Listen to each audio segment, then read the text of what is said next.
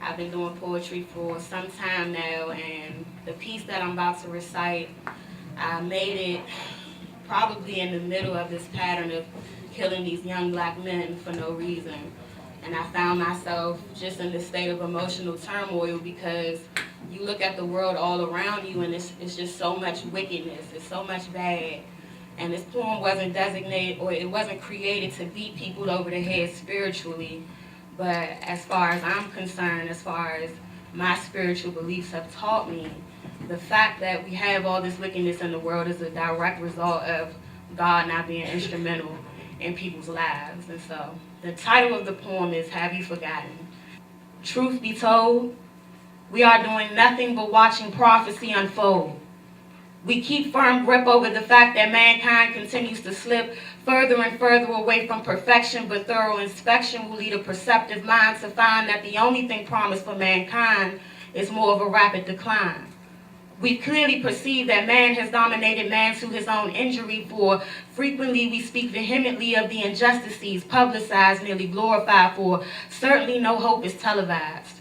But have we forgotten that our only way out rests not on or about this earth?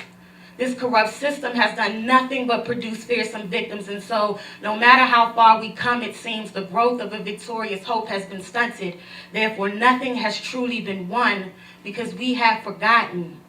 We were taught ages ago to remain distant from alluring appearances, but isn't it interesting how this world convinces? Over the years, we thought crime would decrease if we stayed indoors and the rich would somehow be moved to support the poor. They encouraged us to break through these glass ceilings when they barely made it possible for us to stop slipping on these glass floors. They ostracized being content and consent to spending more. It is not books, but sexuality that elementary-aged children want to explore, for scrambling to win back her baby father that mother those children ignored. Billions of dollars spent to not support peace, but war. Myriads of radars created to find, but large aircrafts for days go missing before the face of mankind. That corporate ladder gets more difficult to climb. The problem may begin with that flawed program, No Child Left Behind. Sons beheaded on televisions while families stare. Hate crimes, oil mines exploited everywhere. But to speak the truth into these people's ears, you must not dare, because they have forgotten. Black boy gets shot, murderer go free. Black boy touch hair on white man hair. It is insanity to believe he will freely walk the streets.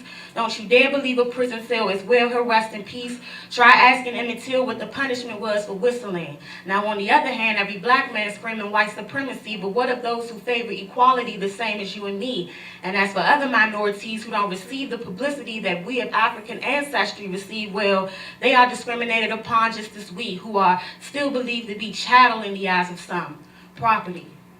Neither young or old is innocent, neither man or woman is different when it comes to our current predicament, for we have forgotten the one who birthed the generations, whether they be purely corrupt or merely subject to temptation. We have forgotten that our only redemption comes through the blood of a perfect man and a sovereign who sent his son as an undeserved pension, for we certainly put no work in to deserve it. We didn't earn it. Our conversation is consistently condemning the nation instead of recognizing the power of the being whose might towers over the galaxies. We fail to give due honor to our only salvation, the being who is responsible for soul preservation. Have we forgotten that we are amidst a drought, a spiritual starvation? For the corrupt idea of moral independence from Adam and Eve we have taken, and how we want change are the things to the heavens we will scream, but to the one who restores praises we will not sing. And we can recognize the inherited sin in he and she, but have we forgotten the words of Timothy? Well, that young man said that in the last days, critical times hard to deal with would be here to stay. Men would be betrayers, headstrong, puffed up with pride. Fierce fury would consume their insides, and out of their eyes you would find no natural affection. Food shortages, disease would invade the earth in each of its sections. Men would be lovers of money rather than lovers of God, and the hope of peace and security would be a mere facade, for we have forgotten the wise words of King Solomon, who factually stated that everything is a striving after the wind. It cannot be debated that the destruction started from within our imperfect souls, who told us we could direct our own step. The same man that said credit cards were an answer to debt or poverty was resolved by theft.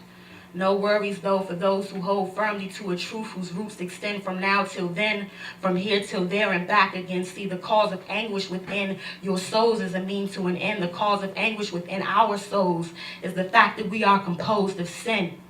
Let me depict all the ways this corrupt realm will diminish till it's finished. The aforementioned brought to your attention this world's depraved state. But what of the process that will wipe clean this world's slate? Zephaniah states, Jah has said, I will completely sweep everything from the face of the ground. Neither fish of the sea, beast of the earth, or flying creature of the heaven will be found. Wicked mankind will be removed. My sovereignty will be asserted and proved. In the day of my judgment, a loud outcry there will be, and I will thoroughly search the earth for those loyal to me. And as for the wicked, my mercy they will not receive. The day of Jehovah is near and approaches quickly. It is filled with indignation for the indecent nations and is consumed with fury. It is a day of darkness and of gloom, of destruction and of doom. I will cause distress to mankind, for how dare they have denied my righteous decrees for these centuries. I come to avenge those unlawfully slain. I come to eradicate sickness, death, and pain. But first the cleansing must take place. I must make clean again this space, because it is against Jehovah that they have conscientiously sinned. It has come time for the wicked to meet their end. It has come time for the righteous to inhabit this earth's surface. Recall to mind this earth's purpose. When I created humankind, you were perfect from day one. I created perfect man under a perfect moon and a perfect sun. I granted him everlasting life to an end. His days would never come. But look at the result of what Adam and Eve have done. You've forgotten. You've become so used to how it is. You've forgotten how it should be.